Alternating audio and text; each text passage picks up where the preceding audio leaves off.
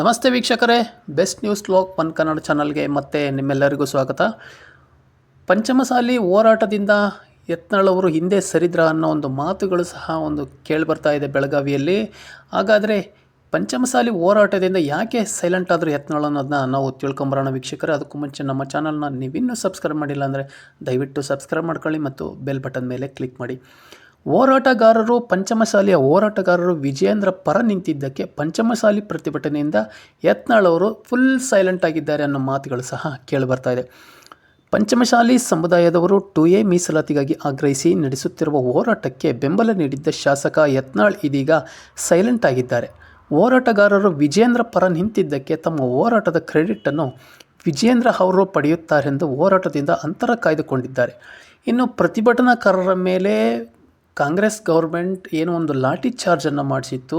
ಆ ಲಾಠಿ ಚಾರ್ಜ್ ವಿರುದ್ಧನೂ ಸಹ ಒಂದು ಧ್ವನಿ ಎತ್ತದೆ ಯತ್ನಾಳ್ ಅವರು ಸೈಲೆಂಟ್ ಆಗಿದ್ದಾರೆ ಅಂತ ಹೇಳಲಾಗ್ತಾ ಇದೆ.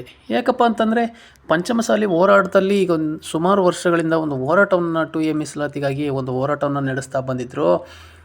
ಈ ಒಂದು ಹೋರಾಟದಲ್ಲಿ ಲಾಠಿ ಚಾರ್ಜನ್ನು ನಮ್ಮ ಸಮುದಾಯದ ಮೇಲೆ ಮಾಡಿದರೂ ಸಹ ಅದ್ರ ಬಗ್ಗೆ ಒಂದು ದೊಡ್ಡ ಧ್ವನಿಯಲ್ಲಿ ಮಾತನಾಡ್ತಾರೆ ಸುವರ್ಣಸೌಧದಲ್ಲಿ ಅನ್ನೋ ಒಂದು ನಿರೀಕ್ಷೆ ಇತ್ತು ಆ ಸಮುದಾಯದಲ್ಲಿ.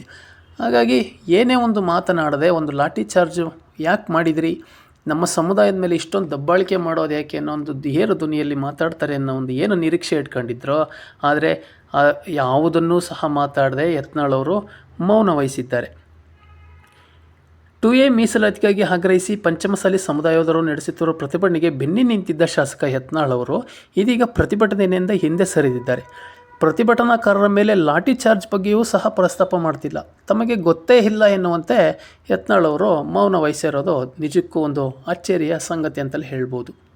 ವಿಜಯೇಂದ್ರ ಅವರಿಗೆ ಹಿನ್ನಡೆ ತರಬೇಕು ಅನ್ನೋದಾದರೆ ನಾವು ಪಂಚಮಸಾಲಿ ಹೋರಾಟದ ಒಂದು ಕಿಚ್ಚನ್ನು ಹಚ್ಚಿ ಈ ಹೋರಾಟದ ಮೂಲಕ ಒಂದು ರಾಜ್ಯವ್ಯಾಪಿ ಯತ್ನಾಳ್ ಪರ ಲಿಂಗಾಯತ ಸಮುದಾಯ ಬೆನ್ನಿಗೆ ನಿಂತಿದೆ ಅನ್ನೋ ಒಂದು ವಿಷಯವನ್ನು ರಾಜ್ಯವ್ಯಾಪಿ ವಿಸ್ತರಿಸಬೇಕು. ಇದು BJP ಹೈಕಮಾಂಡ್ವರೆಗೂ ತಲುಪಬೇಕು.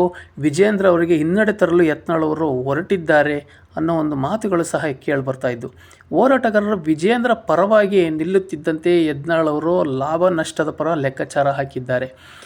ಈ ಹೋರಾಟದಿಂದ ವಿಜಯೇಂದ್ರ ಅವರು ಏನೋ ಒಂದು ಪ್ರತಿಭಟನಾ ಸ್ಥಳಕ್ಕೆ ಭೇಟಿ ಕೊಟ್ಟ ಸಂದರ್ಭದಲ್ಲಿ ಯತ್ನಾಳ್ ಬೆಂಬಲಿಗರು ವಿಜಯೇಂದ್ರ ವಿರುದ್ಧ ಒಂದು ಧಿಕ್ಕಾರಕ್ಕೆ ಹೋಗೋದ್ರ ಮೂಲಕ ವಿಜಯೇಂದ್ರ ಅವರಿಗೆ ಒಂದು ಮುಖಭಂಗವನ್ನು ಮಾಡಬೇಕು ಅನ್ನೋವಂಥ ಹೊರಟಿದ್ರು.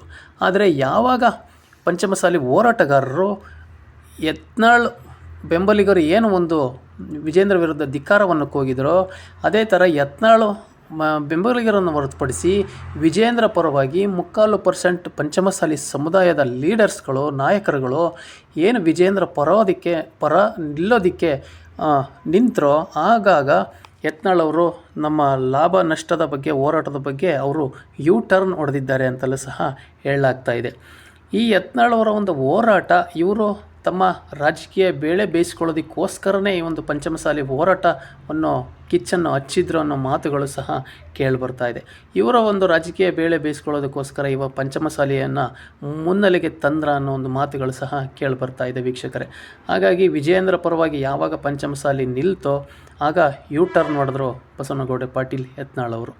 ಹೀಗಾಗಿ ನಮ್ಮ ಮಾಹಿತಿ ನಿಮಗೆ ಇಷ್ಟ ಆಗಿದ್ದರೆ ಪಂಚಮಸಾಲಿ ಹೋರಾಟದ ಬಗ್ಗೆ ನಿಮ್ಮ ಅನಿಸಿಕೆ ಅಭಿಪ್ರಾಯಗಳನ್ನು ಕಮೆಂಟ್ ಮೂಲಕ ತಿಳಿಸಿ ಅಂತ ಹೇಳ್ತಾ ಮತ್ತೆ ಮುಂದಿನ ವೀಡಿಯೋದಲ್ಲಿ ಸಿಗೋಣ. ನಮ್ಮ ಚಾನಲ್ನ ನೀವು ಇನ್ನೂ ಸಬ್ಸ್ಕ್ರೈಬ್ ಮಾಡಿಲ್ಲ ಅಂದರೆ ದಯವಿಟ್ಟು ಸಬ್ಸ್ಕ್ರೈಬ್ ಮಾಡ್ಕೊಳ್ಳಿ ಮತ್ತು ಬೆಲ್ ಬಟನ್ ಮೇಲೆ ಕ್ಲಿಕ್ ಮಾಡಿ.